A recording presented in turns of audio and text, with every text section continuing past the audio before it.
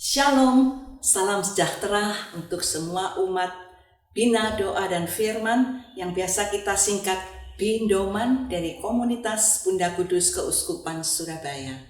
Saya Ervina. Rasanya lama sekali kita tidak ketemu ya, ada rasa kangen, tapi saya doakan semuanya dalam keadaan sehat dan dalam lindungan Tuhan. Pada kesempatan ini, Bindoman tidak ingin lama-lama tidak memberikan firman kepada Anda semuanya. Bersama dengan saya pada kesempatan ini, Dr. Michael Leksodi Mulyo yang akan memberikan firman. Dan sesuai dengan anjuran pemerintah, kita rekamannya very distancing atau kita rekaman di rumah masing-masing. Marilah kita sambut renungan pada hari ini dengan doa agar Roh Kudus bersama-sama kita. Atas nama Bapa dan Putra dan Roh Kudus, amin. Terima kasih Tuhan, Engkau yang membawa acara pada hari ini, ibadah bersama di rumah kami masing-masing. Engkau memberkati kami semua. Engkau akan membuka pikiran kami, membuka hati kami, membuka mata kami. Urapilah kami semua ya Tuhan, di dalam mata, telinga, dan mulut hamba-Mu ini, sehingga hamba-Mu bisa memberikan firman Tuhan untuk menjadi rema, dan rema menjadi sesuatu yang nyata di dalam kehidupan kami sehari-hari. Ya Tuhan, terima kasih, berkatalah, maka kami akan menjalankannya. Amin. Atas nama Bapa dan Putra dan Roh Kudus, amin. Saudara-saudara yang terkasih, luar biasa pada hari ini kita berjumpa dengan suasana yang berbeda. Tidak sama seperti saat-saat kita beribadah bersama-sama di gereja atau di kapel atau di tempat-tempat di mana kita selalu bisa bersama, berkumpul dan kita bisa berkomunikasi. Tetapi pada sore hari ini kita mempunyai suasana yang berbeda di dalam kehidupan kita, yaitu beribadah di rumah masing-masing. Kalau kita tadi sudah mendengarkan puji-pujian penyembahan yang begitu luar biasa dan urapan Roh Kudus itu bersama kita, maka saya yakin pada hari ini Roh Kudus akan membuka hati kita, membuka mata kita dan telinga kita untuk membuat firman Tuhan ini menjadi nyata. Seperti yang tadi kita saksikan bersama di dalam video kita, hari ini kita mendapatkan satu ayat yang luar biasa dari Matius 14 ayat 27 sampai dengan 33. Saya akan membaca sedikit demi sedikit dan saya akan menjelaskan bagaimana Tuhan berkarya di dalam mujizat berjalan di atas air. Saudara-saudari yang terkasih, sesudah itu Yesus segera memerintahkan muridnya naik ke perahu dan mendahulinya ke seberang. Sementara itu ia menyuruh orang banyak pulang dan setelah itu ia naik ke atas bukit untuk berdoa seorang diri. Saudara-saudara, apa yang kita dapatkan dari perikop ini? Inilah contoh dari seorang pemimpin dari Tuhan Yesus kita, bahwa dia tidak mau menonjolkan diri atau mendapatkan suatu fasilitas yang begitu VIP, di mana orang lain lebih dulu ingin pulang, orang lain lebih dulu mau mendapatkan fasilitas, udah aku duluan aja, atau silakan Bapak yang menaik kendaraan lebih dulu. Yesus menempatkan dirinya untuk mendahulukan umat. Yang kedua, untuk mendahulukan murid-muridnya. Dan yang ketiga, Tuhan Yesus naik ke atas bukit untuk apa itu? Untuk mendoakan murid-muridnya. Saudara-saudaraku yang terkasih, coba seberapa banyak kita mendoakan orang-orang yang sangat berguna atau bermanfaat di dalam hidup kita sehari-hari. Kalau kita ingin menjadi seorang pemimpin, maka kita harus meneladani apa yang menjadi contoh Tuhan kita. Dia naik ke atas gunung, kemudian dia mendoakan satu persatu. Kalau kita sebagai seorang pemimpin keluarga misalnya, apakah kita mempunyai waktu untuk mendoakan satu persatu dari anggota keluarga kita? Misalnya, kita mendoakan istri pasti, mendoakan suami pasti, mendoakan anak-anak pasti.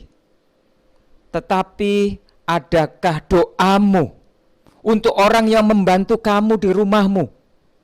Adakah doamu untuk driver yang selalu mengantarmu setiap hari? Adakah doamu untuk satpam yang selalu menyapa, "Selamat malam Pak, selamat pagi Pak, apakah rumah Bapak aman?"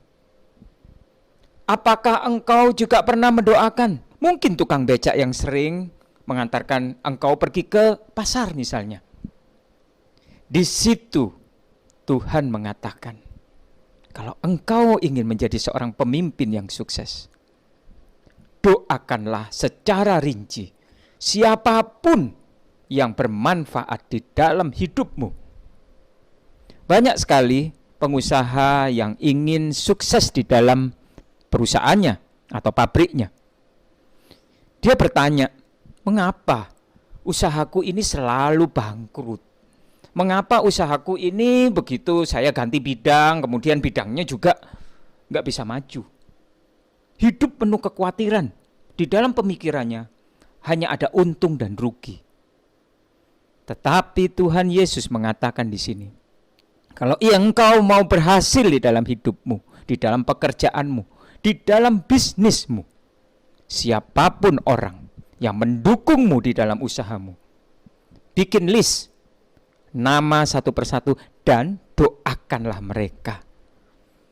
Jadi saudara-saudaraku yang terkasih di dalam Yesus Kristus, kita mendoakan satu persatu sama seperti Tuhan Yesus mendoakan semua nama murid-muridnya di atas bukit.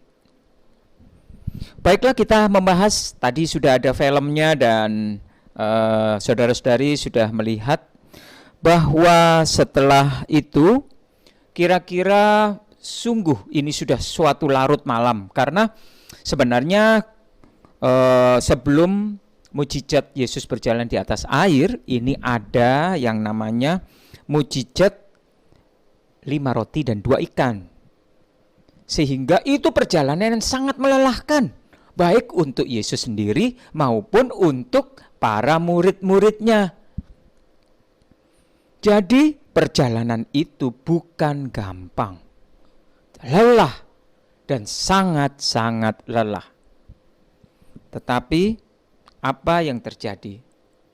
Yesus mengatakan bahwa berjalanlah lebih dulu dan ikutlah naik ke perahu, nanti aku akan menyusul.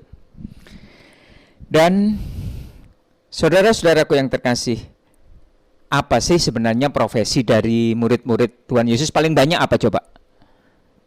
Paling banyak mereka adalah berprofesi sebagai nelayan. Sehingga mereka sudah terbiasa dengan naik perahu, naik kapal, dan ada arah angin, gelombang, dan lain sebagainya. Saya beritahu bahwa lokasi tempat ini adalah di danau yang kita bisa sebut Danau Galilea, karena itu di daerah Galilea. Dan kalau saudara-saudari tahu di tempat lokasinya dan bisa melihat tempat yang asli pada waktu kita nanti akan pergi ziarah ke sana, itu tempatnya seperti U. Karena apa? Hanya ada satu arus angin ya yang masuk ke dalam, dan arus itu akan membuat putaran di dalam pusaran air itu. Mungkin kalau kita hanya membaca sekilas saja tanpa merasakan peristiwa, di dalam peristiwa Yesus berjalan di atas air, kita tidak bisa merasakannya. Oleh sebab itu saya tadi ingin video itu diputar supaya apa? Merasakan ngerinya seperti apa. Nah, inilah yang dibilang angin sakal. Angin yang masuk di dalam saluran saluran tempat wilayah yang hanya masuk di situ dan terputar di danau Galilea itu yang membuat perahu dari para murid-muridnya itu tidak bisa diatur oleh orang-orang yang mengatakan, aku ini jagoannya nelayan. Aku dari kecil, aku sudah hidup bersama ayahku di laut. Jadi yang namanya laut, air, kapal, itu adalah keahlianku. Tetapi saudara-saudara yang terkasih, jangan sekali-sekali kita mengatakan bahwa aku sudah menguasai itu. Aku sudah spesialis di bidang itu. Aku benar-benar mengerti bidang itu. Jadi aku tidak perlu masukan orang lain. Apa yang terjadi? Saudara-saudaraku yang terkasih, nelayan-nelayan itu berangkat menuju ke tengah lautan. Pada saat layar itu dikembangkan, angin berputar penuh sehingga layar itu pun hampir roboh. Kemudian haluan dibuat untuk ke kanan, ke kiri, ke kanan, ke kiri. Yang terjadi apa? Kapal itu mau tenggelam atau mau terguling. Segitu banyak profesional yang katanya konon dia pintar sekali, namanya nelayan. Dari kecil dia sudah diajak oleh orang tuanya untuk mencari ikan. Dia tidak bisa mengatur situasi seperti itu. Dia bingung. Bahkan yang lebih gila lagi, dia ketakutan. Siapa dia? Para murid-muridnya. Yang rata-rata jagoan laut, jagoan kapal. Oleh sebab itu, pelajaran yang kedua adalah jangan merasa bahwa dirimu itu jagoan. Jangan merasa bahwa dirimu adalah spesialis di bidangmu. Karena apa? Engkau butuh orang lain. Kadangkala ada seorang anak kecil yang mengatakan, Tante, itu loh, rotinya itu kalau dikasih kismis, rotinya pasti akan enak, Tante. Karena apa? Karena aku kepingin kalau di atasnya ada manisnya sedikit. Tapi apa kata ibu itu? Kamu anak kecil. Tante ini dari masih umur kamu udah dibawa sama mama tante untuk masak roti. Kamu itu baru lahir seperti ini, tahu apa? Jadi kalau tante udah kasih, makan aja, nggak usah banyak komentar. Tante ini udah pakar dan tante ini udah dapat juara untuk masak roti, buat roti dan yang sebagainya. Tapi apa yang terjadi? Dia tidak mendengarkan suara-suara kecil atau masukan yang membuat usahanya menjadi lebih berhasil. Tetapi pada waktu dia sadar bahwa apa yang diucapkan anak itu berhasil, dia memberikan 1 kismis, 2 kismis, 3 kismis, maka roti itu menjadi suatu roti yang cukup terkenal. Rotinya apa coba? Siapa yang belum pernah makan roti Cuambo coba? Ini bukan promosi ya. Cuambo juga nggak bayarin saya loh. Roti Cuambo itu, kalau kita tahu semua, orang-orang yang lama, yang mungkin seumuran dengan saya, itu kalau beli roti Cuambo, itu pilihnya 1. Roti yang banyak kismisnya. Yang ada itu warna hijau, merah, ada kismis dan itu. Lihat, mulai dari anak-anak, remaja sampai dewasa. Dia menyukai roti itu. Karena apa? Karena seorang ibu sudah mendengarkan anak kecil yang memberikan masukan. Kalau diberikan something atau sesuatu yang menjadi hal yang menjadi lebih baik lagi, maka itu akan menjadi favorit, akan menjadi lebih baik dan terbaik. Oleh sebab itu janganlah merasa dirimu menjadi spesialis sehingga engkau menutup telingamu, engkau menutup matamu, dan engkau menutup hatimu. Padahal Tuhan memakai banyak orang yang ada di sekitar kita. Banyak orang-orang kecil yang dipakai Tuhan untuk memberitahu kita. Misalnya, tukang parkir. Tukang parkir udah mengatakan bahwa Bapak-bapak, Bapak jangan ngebut. Emangnya kenapa, Pak? Karena kalau Bapak ngebut, itu bannya itu agak kempes sedikit. Pak, saya itu ya, umur 10 tahun saya sudah belajar setir. 15 tahun saya sudah belajar setir. Saya itu bukan cuman setir ini baru-baru belajar ini, Pak. Oleh sebab itu, dia tidak mengindahkan apa yang dikatakan Bapak tukang parkir yang begitu sederhana. Dia melajukan mobilnya dengan keras dan dia masuk ke jalan tol, dia lebih keras lagi. Apa yang terjadi? Bannya itu meletus. Mobil itu oleng dan dia terkena di dalam pembatas tol. Saudara-saudara yang terkasih, apa sebenarnya pesan-pesan yang Tuhan berikan? Itu tidak semata-mata langsung datang di muka kita dan tahu-tahu ada suara dari langit dan lain sebagainya. Tidak. Tuhan itu memakai orang-orang yang mungkin menurut kita ini jauh lebih pintar. Kita lulusan S1, S2, S3. Bahkan engkau seorang profesor pun, engkau harus bisa menggunakan telingamu, matamu, dan hatimu untuk mendengarkan apa yang menjadi masukan orang-orang yang kau anggap sederhana. Karena disitulah Tuhan berbicara kepada kita. Kita lanjutkan lagi di dalam ayat yang berikut ini. Setelah kepanikan yang terjadi ya, murid-murid Tuhan Yesus ini bingung. Yang satu bilang, ayo ke kanan. Maka ditaruh harungan ke kanan. Ini tambah muter lagi. Jadi perahunya itu bukan maju. Dia terputar-putar kanan kiri. Yang satu bilang kiri, sudah aku lebih jago, ke kiri, ke kanan sekarang, putar balik. Akhirnya perahu itu hampir saja dia oleng dan jatuh. Saudara-saudara yang terkasih, apakah murid-murid ini yang sudah mengikuti perjalanan Tuhan Yesus mengingat dia atau berdoa kepada Tuhan? Adakah satu orang yang berlutut, Tuhan tolong saya, atau ya Allah lindungilah kami? Tidak. Mereka menggunakan otaknya. Mereka mengatakan bahwa jangan pasang layar, ayo putar. Akhirnya orang-orang itu berkelahi, berargumentasi, dan perahu itu tidak kemana-mana. Dia cuma putar-putar aja di tempat itu, karena arusnya memang arus putar. Apa yang terjadi di saat masalah ini mulai ada? Karena semua orang yang ada di kapal itu akan tenggelam.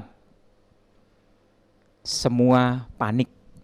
Saudara yang terkasih, saudara-saudara yang terkasih di dalam Yesus Kristus, kepanikan itu sekarang ada pada saat ini.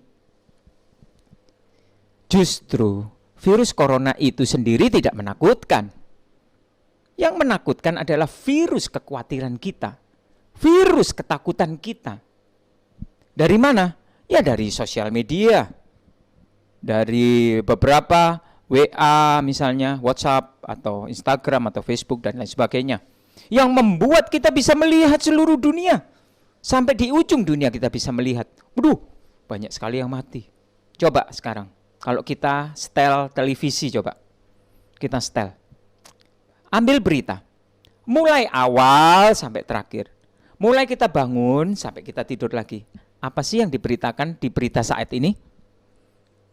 Yaitu kematian, orang penularan, orang suspek, dan ditulis di daerah ini merah, di daerah itu merah, dan pada waktu itu dilihatkan merahnya itu ada di sekeliling kita, muka kiri, kanan, belakang. Lalu, apakah corona itu menakutkan? Corona itu tidak menakutkan, tetapi yang menakutkan adalah virus ketakutan atau virus kekhawatiran kita. Saudara-saudara yang terkasih, itu sama seperti yang dirasakan oleh murid-murid pada waktu itu. Ketakutan, mereka takut satu, mati. Aku tenggelam dan aku mati. Saudara-saudari yang terkasih, pada saat itu sama seperti saat yang mencekam ini. Lalu bagaimana? Apa yang harus kita perbuat? Saudara-saudari yang terkasih, apakah Anda percaya bahwa setiap langkah kita, Tuhan itu selalu bersama kita? Biji mata Tuhan tidak pernah kemana-mana. Semua langkah kita, semua tingkah laku kita, Tuhan melihat dengan biji matanya. Sehingga pada saat kita menyucurkan air mata, jangan engkau berteriak-teriak, Tuhan, aku menderita, aku sedih. Tuhan sudah tahu apa yang menjadi kesedihanmu. Dan pada saat-saat ketakutanmu, sama seperti murid-murid saat ketakutan dan dia tidak tahu apa lagi yang menjadi solusi sehingga kapal itu tidak tenggelam. Apa yang terjadi? Tuhan Yesus menampakkan dirinya. Dia selalu ada di dekat kita. Dia tidak pernah jauh. Percayakah engkau dengan imanmu? Katakan sekarang, ya Tuhan, aku percaya karena engkau selalu dekat bersamaku dimanapun aku ada. Nah, saudara-saudara yang terkasih, pada waktu Tuhan kita itu muncul tidak jauh dari kapal, apakah para murid-murid ini senang sekali dia melihat gurunya? Aduh, guru luar biasa. Dia lambaikan tangan, guru mari ke sini. Apa yang mereka teriakkan? Bapak Ibu sekalian, saudara-saudaraku yang terkasih, dia bukannya menyapa, oh Yesus terima kasih engkau bersama kami. Tapi mereka justru lebih ketakutan lagi. Dan kata-katanya bukan, Yesus I love you. No. Apa yang dia bilang? Hantu. Gila enggak itu? Itu kalau saya yang jadi Tuhan Yesus. Saya porek loh, saudara-saudari. Bayangkan, orang ini sudah tidak minta tolong. Aku mau tolong, malah aku dibilang hantu coba. Bukan aku dipanggil Tuhan, Tuhan. Enggak, aku malah dipanggil hantu. Delik tambah. Coba, malah delik sembunyi. Ketakutan mereka melihat orang yang begitu mereka sanjung. Kita ingatkan lagi ya, saudara-saudaraku yang terkasih. Orang yang paling dekat dengan Yesus itu adalah murid-muridnya. Setiap saat, setiap detik, setiap menit, setiap jam. Murid-muridnya selalu bersama Yesus. Coba saya mau tanya. Siapa sih yang tahu tai lalatnya Tuhan Yesus ada di mana? Coba ayo. Ada enggak yang tahu? Gak ada. Coba pada waktu itu ada murid-muridnya. Tanya lo sama Petrus. Tanya lo sama Yohanes. Tanya. Apakah Tuhan Yesus itu punya tai lalat? Enggak, dia pasti tahu lah. Karena apa? Dia dekat sekali. Bahkan cara jalannya Tuhan Yesus dia tahu. Dari jauh dia tahu. Cara dia bicara dia tahu, ini logatnya. Ini adalah logatnya Tuhan Yesus. Cara dia tersenyum, cara dia memandang, mereka tahu. Ini adalah Tuhan Yesus. Tetapi mengapa pada waktu Yesus menampakkan diri di tengah-tengah ketakutan, kekhawatiran mereka, mereka justru berteriak itu hantu. Tetapi Yesus sebagai putra Allah, dia menyadari kelemahan manusia itu memang sampai situ. Hebatnya seorang Petrus, satu di antara beberapa murid yang ada di tempat itu, di kapal yang ketakutan dengan ketakutan yang luar biasa, Petrus masih mempunyai harapan. Ini yang penting, harapan. Dia berpikir, ya kalau hantu, kalau bukan, kalau betul-betul Yesus, terus ya apa ini? Akhirnya apa? Petrus mengatakan, Tuhan, kalau betul engkau memang Tuhan Yesus, guru kami, biarkanlah aku berjalan di atas air. Suatu hal yang tidak mungkin kan? Manusia satu-satunya loh yang berjalan di atas air. Jangan lihat itu yang di televisi, yang apa itu, Orang yang berjalan di atas air, yang magician dan lain sebagainya, itu pasti ada triknya. Tapi ini betul-betul ini manusia yang berjalan di atas air yang diizinkan oleh Tuhan. Satu-satunya itu adalah Petrus. Pada waktu Tuhan mengatakan, marilah, datanglah kepadaku. Maka Petrus mulai mengeluarkan kakinya dan dia menyentuh air.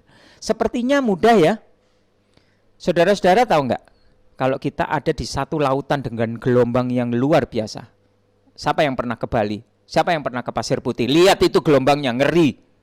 Tahu gelombang seperti itu, tahu angin yang luar biasa seperti itu. Kemudian kita ini mau disuruh ngeluarkan kaki kita. Jangankan kok disuruh jalan di atas air. Ngeluarkan kaki kita untuk keluar dari perahu. Itu sudah hebat. Bahkan saya berpikir bahwa ini pikirannya orang waras. Karena apa? Dia pasti tenggelam toh. Tetapi yang saya akui di sini adalah bagaimana Petrus mendengarkan suara Tuhan. Kalau itu engkau, izinkanlah aku untuk berjalan di atas air. Apa yang Tuhan bilang? Marilah, jalanlah kepadaku. Dan pada waktu itu Petrus tidak ragu-ragu. Dia mengeluarkan kakinya, dia masuk di dalam air, dan dia mulai berjalan di atas air. Ini luar biasa loh saudara-saudari. Kalau di dalam alam nyata, mungkin kita semua tidak ada yang berani melakukan seperti Petrus. Tapi Petrus mempunyai iman dan kepercayaan yang luar biasa. Dan Bapak Ibu yang terkasih, saya mau tanya, kenapa ya kok Petrus itu bisa berjalan di atas air? Sedangkan gelombangnya itu gulung-gulung di sebelahnya. Anginnya itu sampai besar, sampai keras sekali. Wong namanya angin keras, angin sakal, angin yang nggak bisa diatur. Tahu nggak itu? Itu keras sekali. Tapi kenapa ya kok Petrus ini kok ya tenang gitu, bisa jalan tenang gitu. Ini bukan suasananya hening, sepi seperti itu. Ini seperti kalau kita ada di Kuta itu. Kalau tengah malam tuh keras sekali gelombangnya. Bayangkan, renungkan dan rasakan. Mengapa Petrus itu bisa berjalan dari tiap langkah ke langkahnya? Saudara-saudari yang terkasih, apa jawabannya? Karena dia fokus sama Tuhan Yesus. Dia memandang Tuhan Yesus, dia fokus, dan dia tidak lagi mengindahkan semua kekhawatirannya. Apa kekhawatirannya? Gelombang. Apa kekhawatiran yang kedua? Anginnya. Apa kekhawatiran yang ketiga? Dia bisa tenggelam. Apa yang keempat? Dia tidak sadar kalau dia itu berjalan bukan di tanah, dia berjalannya di air. Kenapa ya kok bisa tidak sadar? Bapak Ibu sekalian, saudara-saudaraku yang terkasih, kadang-kadang orang Jawa pernah ngomong apa? Ketenggengen itu. Ini yang paling bahasa yang paling cocok itu, ketenggengen atau terpana kalau namanya bahasa Indonesia itu. Ketenggengen itu bahasa Prancis. Jadi ini bahasa yang cocok sebenarnya. Jadi begitu ngelihat Yesus itu ada tidak jauh dari lokasi perahu, dia betul-betul terpana dan dia ketenggengen namanya.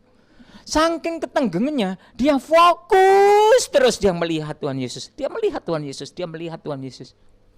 Dan akhirnya apa? Secara nggak sadar, kakinya itu berjalan menuju Tuhan Yesus. Karena apa? Dia namanya ketenggengen. Istilahnya gini ya, kalau orang ketenggengen itu dia jalan sambil pikirannya gini, opo yo bener yo, opo yo bener yo, opo yo bener, sambil dia jalan. Dari satu langkah ke dua langkah, dari dua langkah ke tiga, ke empat, ke lima, dan dia dekat sama Tuhan Yesus.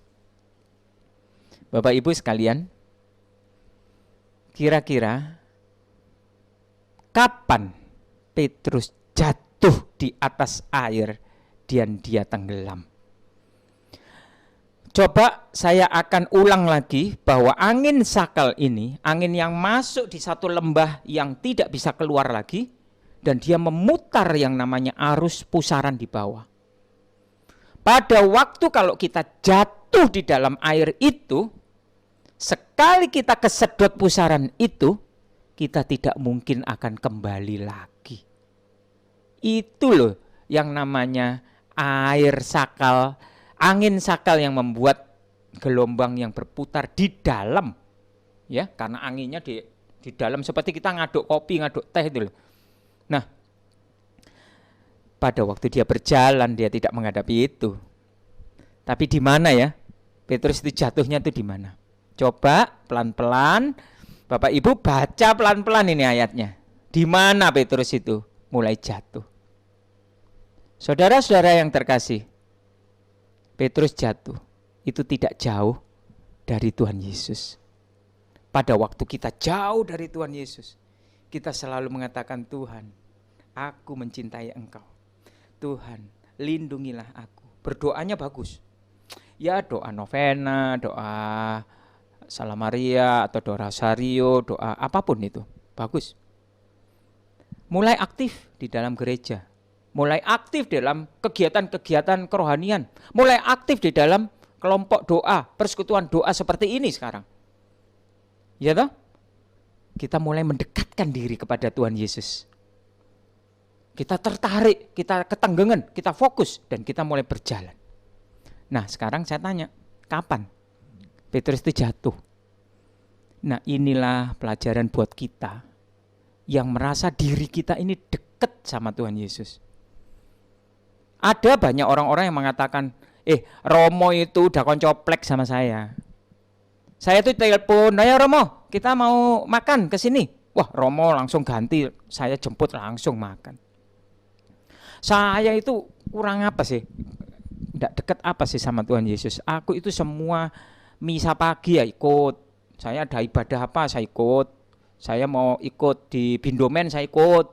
Saya ikut di ibadah-ibadah yang lingkungan saya ikut. Saya aktif dan saya dekat sama Tuhan Yesus. Kurang opo aku iki?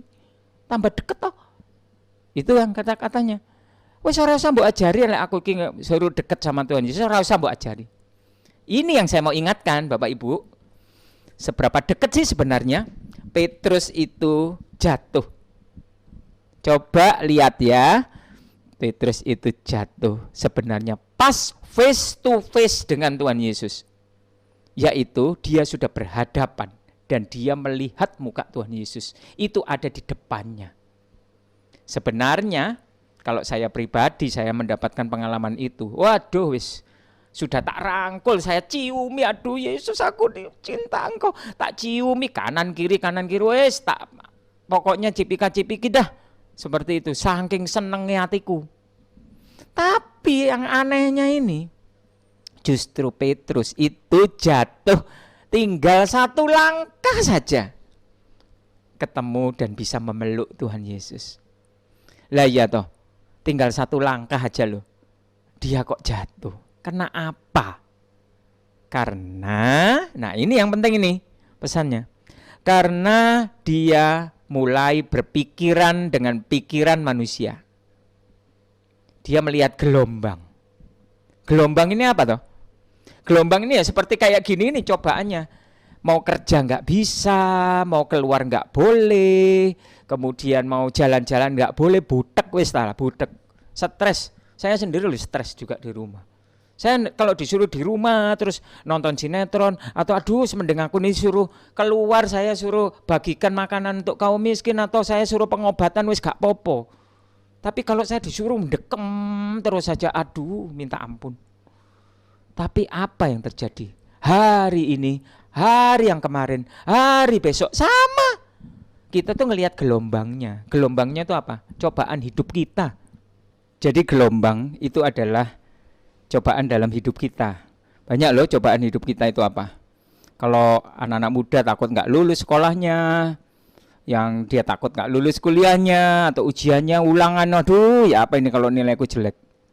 Atau kalau orang-orang yang bekerja di tempat kantor misalnya, dia takut sekali kalau dipecat, takut di PHK dan lain sebagainya. Dan kalau dia ada sebagai seorang pengusaha, dia takut usahanya itu jatuh. Nah sekarang ini gimana coba masa COVID seperti ini? Semua ketakutan itu dicampur seperti kita nyampur kopi susu sama gula. Dicampur, diaduk, jadi udek, udah jadi satu. ketakutan, kekhawatiran, semua kecemasan dan lain sebagainya diudek jadi satu. Apa yang harus kita lakukan di sini? Fokus sama Tuhan Yesus. Lihat Tuhan kita. Jangan kamu kemana-mana untuk melihatnya. Lihat dia dan yakinlah bahwa tidak ada yang namanya khawatir di dalam hidupmu. Karena Tuhan Yesus itu selalu ada di dekat kita. Dan apa yang terjadi? Petrus itu juga bukan hanya gelombang yang dia lihat, tapi angin. Tahu enggak apa yang menjadi arti di dalam angin di dalam hidup kita? Mungkin dalam hidup kita melakukan suatu hal yang baik, yang sudah sesuai dengan aturan hidup kita. Tetapi kadang-kadang ada yang namanya fitnah, ada yang namanya kebencian atau iri hati dari orang lain. Sehingga dia menceritakan suatu hal yang tidak pernah kita perbuat, bahkan itu akan mempengaruhi suatu langkah-langkah hidup kita berikutnya. Misalnya orang itu udah rajin ke gereja, orang itu sangat-sangat takut akan Tuhan dalam hidupnya. Tetapi satu kali seorang itu melihat dia ada berjalan-jalan di Pasar Atom sana. Seorang bapak ini yang katanya soleh, yang katanya dia rajin ke gereja, misa pagi dan lain sebagainya. Dia menggandeng seorang wanita muda, roknya pendek, ya, seksi, dan apa yang terjadi? Pada waktu satu orang umat yang ada di parokinya atau di gerejanya melihat, dengan cepat dia langsung ambil handphonenya dan apa yang terjadi? Biasanya langsung difoto dan dimasukkan grup-grup. Kalau satu grup aja udah ratusan, ini grup-grup itu bisa ribuan. Apa yang terjadi? Semua orang tahu bahwa orang yang begitu soleh, takut akan Tuhan, yang begitu suka ibadah, dia menggandeng seorang wanita yang bukan istrinya. Dan pada waktu dia masuk gereja, semua menggunjingkan dia. Modelnya kayak orang alim, modelnya kayak orang-orang yang sembahyang pokoknya nggak ada waktunya, sembahyang terus. Tapi kelakuannya kayak gitu. Karena apa? Sudah ngelihat semuanya, bahkan videonya apa.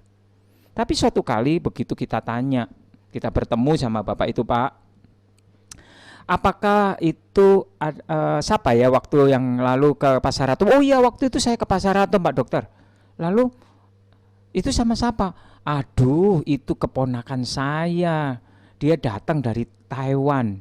Karena apa, saya loh sama kakak saya itu terpisah sekian puluh tahun. Sehingga saya gak pernah ketemu kakak saya. Sekarang anaknya pulang dan saya bawa jalan-jalan. Dan saya mau menyenangkan dia. Apa yang terjadi Bapak Ibu? Orang yang menyuting itu, orang yang membuat WA dan kata-kata fitnah, itu tidak bisa dihilangkan dengan kata-kata maaf. Karena itu sangat membuat perjalanan langkah hidupnya itu begitu sangat tercemar. Yang terakhir adalah bagaimana Petrus saat dia jatuh di dalam air dan tenggelam. Bapak Ibu tahu enggak? Kalau kita cuma tenggelam aja di kolam renang, itu aja udah ngeri. Ini tenggelam di dalam satu pusaran air yang menyedot kita ke bawah sekali dan kemudian kita tidak bisa muncul lagi. Itu yang namanya pusaran air sakal. Petrus itu begitu dia melihat gelombang dan angin itu, dia jatuh. Sebenarnya ukuran manusia, Petrus tidak pernah akan muncul kembali. Tapi ini adalah apa yang dikatakan Petrus, ini adalah satu doa bagi orang-orang yang saat itu mengalami emergensi di dalam hidupnya. Emergensi itu apa? Kalau misalnya kita mendapatkan satu kegawatan atau satu bahaya dan lain sebagainya, kalau di luar negeri kan 911. Kalau di Indonesia ada kodenya sendiri. Nah, sekarang apa yang menjadi kata-kata Petrus yang menyelamatkan dia dari bahaya? Yaitu kata-kata 3 huruf saja, TTS, yaitu Tuhan tolong saya. Maka satu tangan yang akan mengangkatmu dari kematian, dari kekhawatiran, kecemasan. Dia akan menyelamatkan engkau, membuat engkau menjadi selamat. Begitulah kisah kita di dalam berjalan di atas air ini. Kita harus bisa mengalahkan kekhawatiran kita. Kita harus lebih dahsyat daripada COVID-19. Kita harus lebih dahsyat dari corona ini.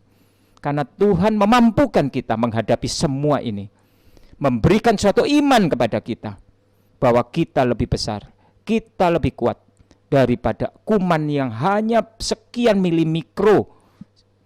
Dan disinilah iman kita diuji. Saudara-saudari yang terkasih, marilah kita bersama-sama menjalani hidup kita di masa area wabah corona ini. Berjalanlah di atas kekhawatiranmu. Semoga renungan ini akan menjadi berarti dalam hidup kita, dan biarlah renungan ini akan hidup di dalam langkah-langkah hidup kita. Marilah kita berdoa demi nama Bapa dan Putra dan Roh Kudus. Amin. Tuhan Yesus, terima kasih. Biarlah firman ini akan tumbuh menjadi panduan di dalam hidup kita. Biarlah firman ini akan menjadi nyata.